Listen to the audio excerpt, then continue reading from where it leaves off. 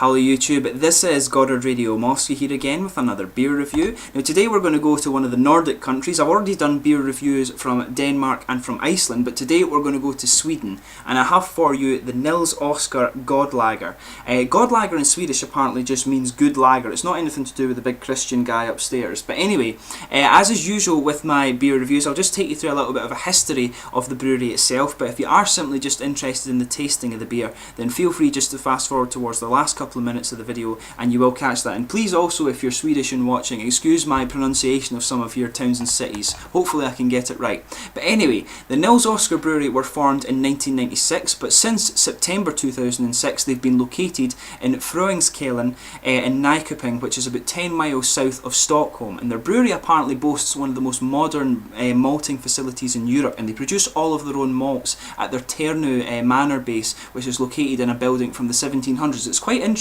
when you go on the website and you see this little building. It looks really old, and it's quite funny that this house is one of Europe's most modern malting facilities. I'll put the link to the website in the video description for you, so take a look at that if you're interested.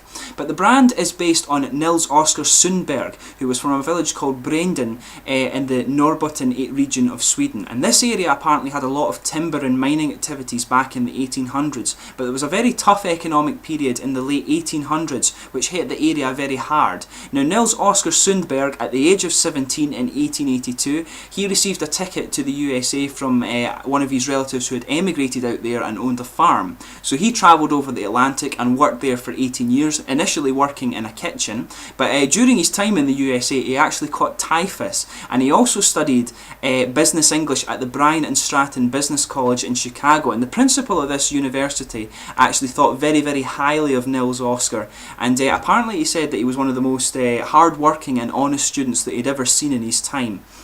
But eventually, after 18 years in the USA, as I mentioned, in 1900 Nils Oscar returned to Sweden, and there he married his wife Ida, and they eventually had 4 kids. Apparently, to get back over to Sweden, he had to work for 6 months on his relative's farm to actually buy his ticket. But when he returned to Sweden, as I say, he got his wife and he had 4 kids with her, but they established a family farm in Brenden, which is where the Tarno Manor is, and the Nils Oscar distillery and brewery is today. So he went back there, and this is still the location of the brewery to this day. But when forming the brewery later on, Carl David Sundberg, who is the owner of the Nils Oscar Brewery, was inspired by the stories of his relative Nils Oscar that he had brought back from the USA with him, and he said that it felt natural to name the brewery after his relative. So this is quite cool. It's inspired by somebody who's gone over to the USA and worked very hard and come back. And apparently Nils Oscar used to take several trips back over to the USA, but he never managed to persuade his wife to go with him and the kids. Apparently she was a very strong-willed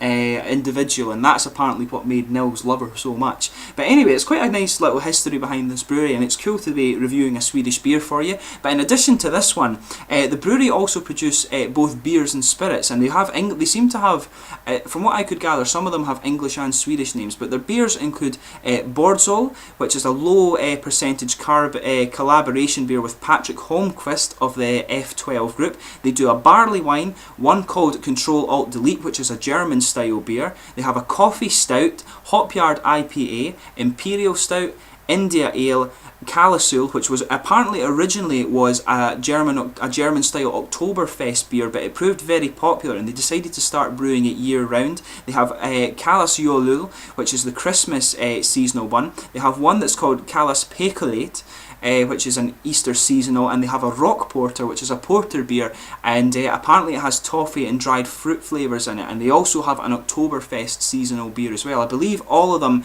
except the Kalas Jolul, the Kalas Peskalate, and the Oktoberfest beer are all year round, so you can get these year round. Hopefully I can get a few of those to review for you. I really want to try the Rock Porter, but it's quite difficult to get that here. But anyway, let's get on to the tasting of this beer. But just before that, I'll let you have a little look at the bottle art and stuff like that. As you can see, this is Nils Oscar on the bottle here, and it tells you this is a 5.3% lager. It has a little bit of a product description on the back. It says, our best-selling beer is an ultra-premium craft lager which lives up to its name. Clear golden colour with big flavours of a real ale delivered in the freshness, smooth-tasting Dortmunder Helles Pilsner-style lager. Imagine a hay barn in the summer when it hasn't rained for a while and you can almost taste the dryness in the air. With a malty, biscuity character, restrained citrus notes, and in the background with a light bittersweet finish. Contains no additives or preservatives, only 4 different hops, malted barley from our own malt house, yeast and water. God lager means good lager in Swedish, as I mentioned in the video, and that is exactly what you get with this divine unpasteurised beer. So this one should be quite interesting to try, and as I say, it's my first beer from Sweden. I'll just let you have a little look at the bottle cap there. It just has a little, the same Nils Oscar sort of thing that's on the label here. But yeah, apparently in the UK this one is available in Waitrose and Tesco, which I got it in Tesco, which is it's quite cool. It's quite cool to actually see Swedish beer starting to come across here, but without further ado, let's get this guy open and get on with the tasting of this one. There we are.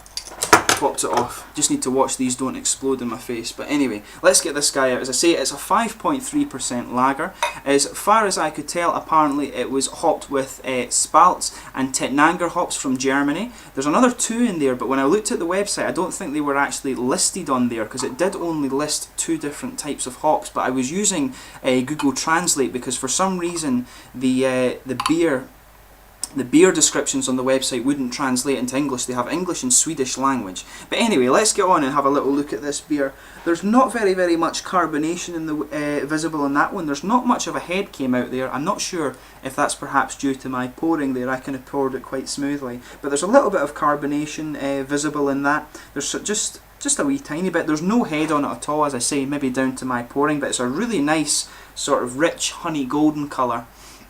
You can smell the sort of lagery Helles style on it. They say that this one apparently fits into the Dortmunder category, and and they also use German Pilsner yeast for this one. So I'm guessing it will sort of fit the Dortmunder description a little bit. But usually they're also quite proud of their Nyköping water thing. But anyway, in terms of the aroma, it's very light malts on the nose. You're getting the grain in there, typical of a lager, I would say. The hops, there's an aroma of honey and a little bit of a herbal grassy note to it as well. Just stir it up a little bit, see if I can get a bit more. But there is breadiness in there too. And there is just a little hint of that citrus fruit that they talked about on the bottle there. Well, let's give this guy a little taste. But yeah, you're picking the sweet malts up there first. This is quite nice. There's quite a bit of complexity to this on first tasting.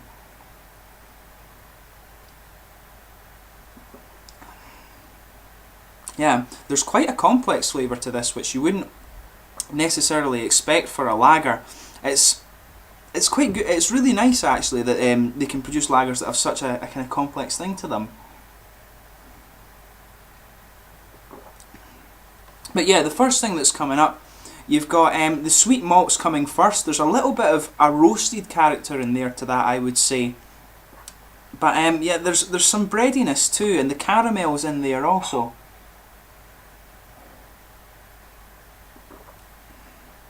It actually makes it quite a sweet lager. It has got a kind of sweety caramel background to it, but it does have that kind of roasty character on the tongue. This is a really nice lager. Very good in the style, I have to say.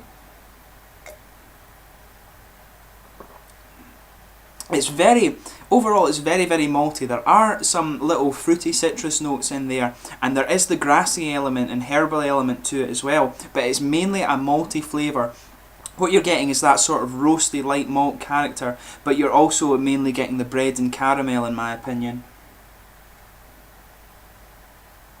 But yeah, it is quite roasty on the tongue. As you go through it, I'm noticing that roastiness just a little bit more.